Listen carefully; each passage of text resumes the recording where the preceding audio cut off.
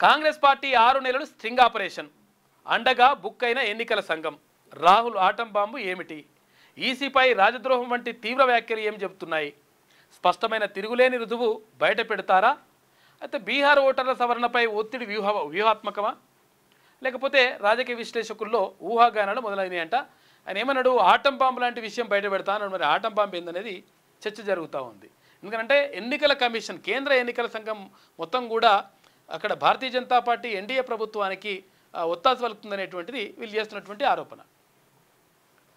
లోక్సభలో ప్రతిపక్ష నాయకుడు రాహుల్ గాంధీ భారత ఎన్నికల సంఘంపై ఓట్ల చోరీ అంటే ఓట్ల దొంగతనంకి సంబంధించి ఎన్నికల ఫలితాలను తారుమారు చేసే రాజద్రోహానికి పాల్పడుతుందని తీవ్ర ఆరోపణలు పదే పదే చేస్తున్నారు దీని వెనుక కాంగ్రెస్ పార్టీ 6 నెలల స్ట్రింగ్ ఆపరేషన్ చేసిందని అందులో ఎన్నికల సంఘం అడ్డంగా బుక్ అయిందనే ఊహాగానాలు కూడా వినిపిస్తున్నాయి అందుకే రాహుల్ గాంధీ రాజ్యాంగ సంస్థ అయిన భారత ఎన్నికల కమిషన్పై అంతగా విరుచుకుపడుతున్నారని అంటున్నారు అయితే నిన్న ఈసీ గురించి రాహుల్ గాంధీ మాట్లాడుతూ తమ దర్యాప్తులో ఆటం బాంబు లాంటి ఆధారాలు లభించాయని అది పేరిన రోజు ఈసీ దాక్కోవడానికి స్థలం కూడా దొరకదని ప్రకటించడం వెనుక స్ట్రింగ్ ఆపరేషన్ ఆయుధం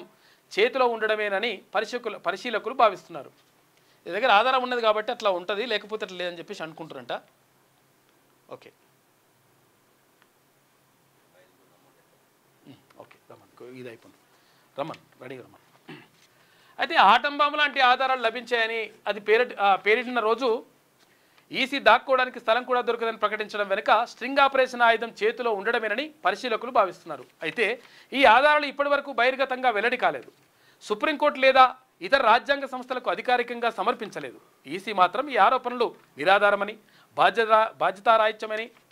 ఖండించింది అయితే రాహుల్ గాంధీతో సంప్రదింపులు జరపడానికి ప్రయత్నించినట్లు పేర్కొంది ఈ వివాదం ఇప్పుడు రాజుకోవడానికి కారణం బీహార్ ఎన్నికలకు ముందు అనూహ్యంగా ఎన్నికల సంఘం ఓటర్ల జాబితా ప్రత్యేక సవరణకు ఆదేశాలు ఇవ్వటమే ఈ ఓటర్ల జాబితా సవరణ ప్రక్రియను కాంగ్రెస్ ఇతర ప్రతిపక్షాలు తీవ్రంగా వ్యతిరేకిస్తున్నాయి బీహార్లో ఈ సవరణ ద్వారా